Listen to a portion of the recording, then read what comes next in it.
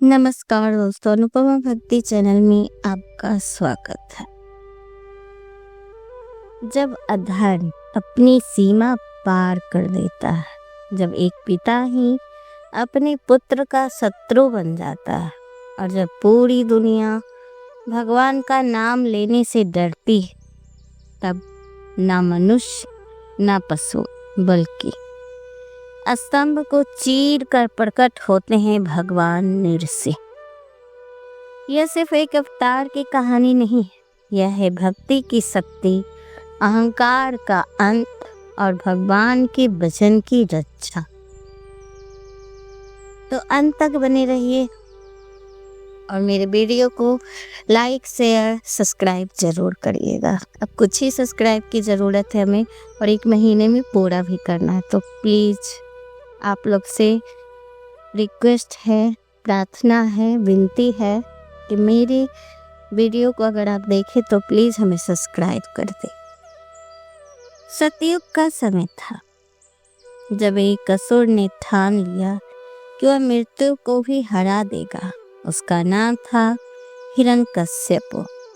भाई की मृत्यु ने उसके हृदय में भक्ति नहीं, बदले की आग जला दी थी। उसने संकल्प लिया, मैं भगवान से भी शक्तिशाली बनूंगा।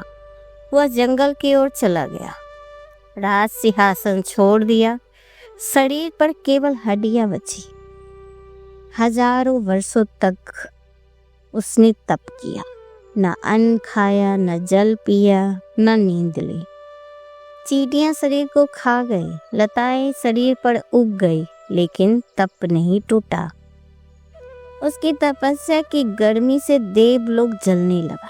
देवता घबराकर ब्रह्मा जी के पास गए।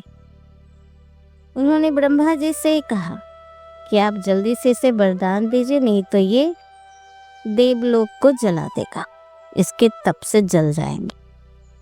आकाश में प्रकाश हुआ, कमल पर विराजमान ब्रह्मा जी प्रकट हुए। ब्रह्मा जी बोले, हिरण्यकश्यप, तब से मैं प्रसन्न हूँ, मांगो वरदान। हिरण्यकश्यप की आंखों में अमर होने की प्यास थी। उसने कहा, प्रभु मेरी मृत्यु ना। तब ब्रह्मा जी ने कहा कि ऐसा संभव नहीं है, जो इस धरती पे जन्म लिया है उसकी तो मृत्यु होकर ही रहे। तुम कोई और वरदान हो, क्योंकि जो जन्म लिया है उसकी मृत्यु अवश्य होगी। ये विधि का विधान पलटा नहीं जा सकता और ना ही तोड़ा जा सकता है। तब हिरण्यकश्यप ने बहुत सोचा और फिर उसने विचार कर कहा कि ना किसी मनुष्य से हो, ना किसी पशु से हो, ना दिन में ना रात में, ना अस्त्र से हो, ना शस्त्र से हो, ना धरती पर, ना आकाश में, ना घर के अंदर, ना घर के बाहर, ना किसी देव द्वारा, ना किसी दानव द्वारा, ना किसी नाग से, और ये तीनों लोकों का स्वामी बनो। ऐसा वरदान मांगा उसने उसने ऐसा चक्र बातों का घुमाया कि ब्रह्मा जी भी आश्चर्यचकित रह गए और उन्होंने ब्रह्मा जी कुछ क्षण मौन रहे, क्योंकि यह अमृत नहीं था लेकिन अमृत से कम भी नहीं था। उन्होंने कहा, कुछ देर मौन रहने के बाद सोचा, फिर उन्होंने कहा, तथास्तु। और उसी क्षण हिरण्यकश्यप का शरीर वज्र के समान शक्तिशाली हो गया। जब वह लौट रहा था, लेकिन तपस्वी नहीं, एक अत्याचारी बनकर, उसकी आकाश की ओर देखा और कहा, अब इस ब्रह्मांड में कोई भगवान नहीं, सिर्फ मैं। धरती कांप उठी, देवता छिप गए, धर्म रो पड़ा। लेकिन उसने नहीं पता था कि उसके अपने घर में जन्म ले चुका है उसका अंत का कारण। भक्त प्रहलाद, जिसे कोई मार नहीं सकता था, उसे मारने भगवान को स्तंभ से निकलना पड़ा।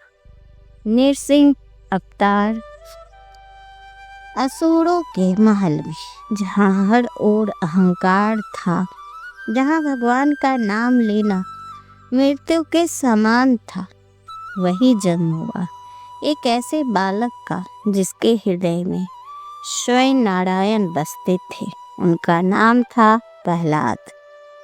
जब हिरण्यकश्यप तप कर रहा था, देवताओं ने असुरों पर आक्रमण कर दिया। इंद्र प्रहलाद की माता कयाधु को ले गए, लेकिन मार्ग में मिले देवर्षि नारद जी बोले, यह बालक महान विष्णु भक्त होगा। कयाधु को अपने आश्रम में रखा और जो कथा कयाधु सुनती थी वही गर्भ में पल रहा बालक भी सुन रहा था। वहीं से शुरू हुई प्रहलाद की भक्ति। महल में शस्त्रों की आवाज, असुरों का क्रोध, राजा का आतंक, लेकिन छोटा प्रहलाद आंखें बंद करके बैठ जाता।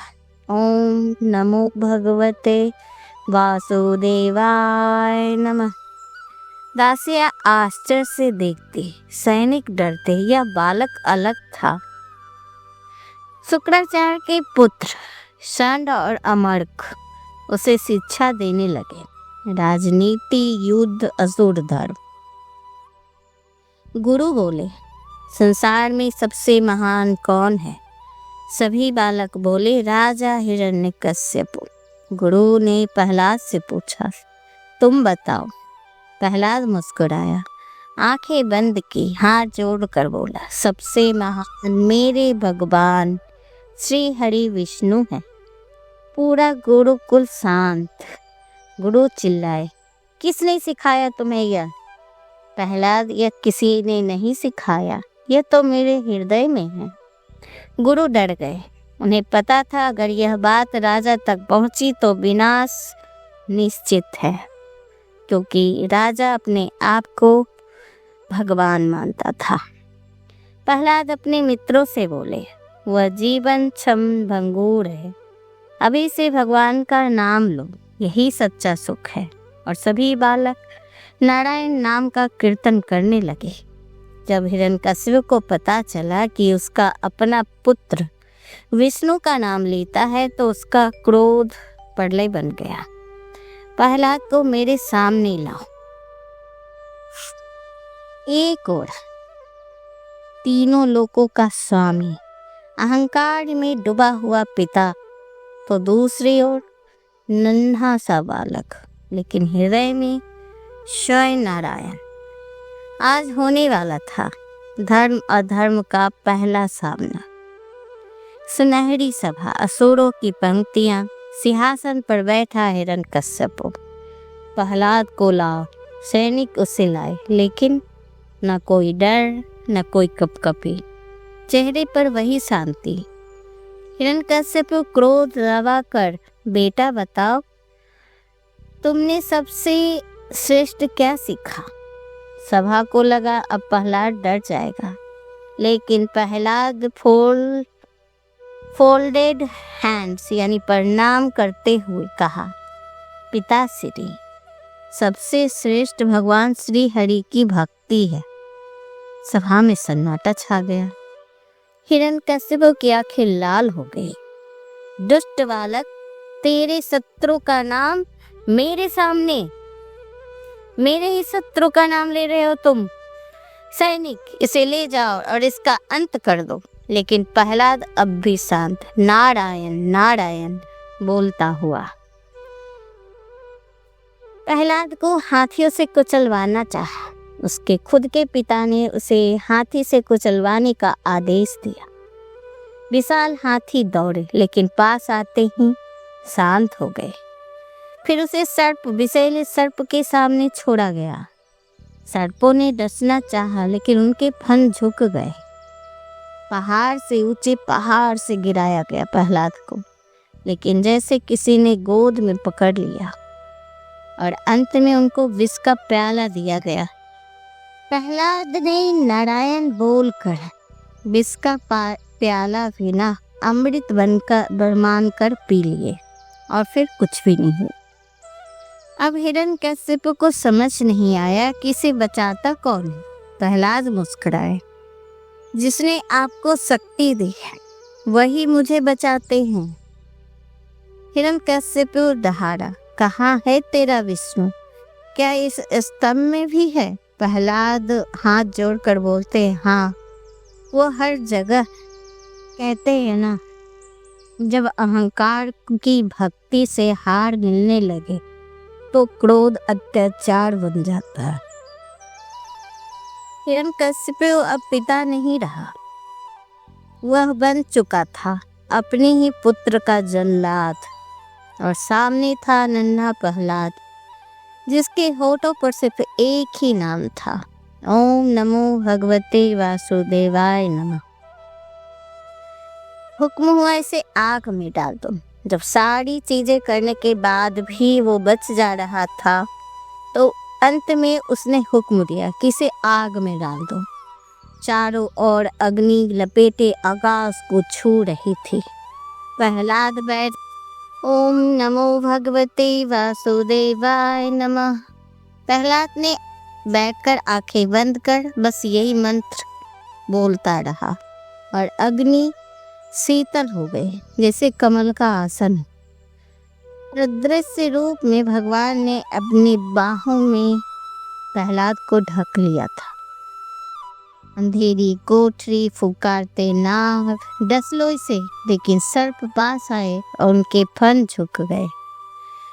हर जगह बस वो नारायण नारायण जपते रहे। कश्यपु अब क्रोध से पागल हो गया था।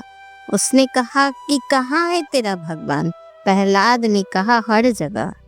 क्या इस स्तंभ में भी?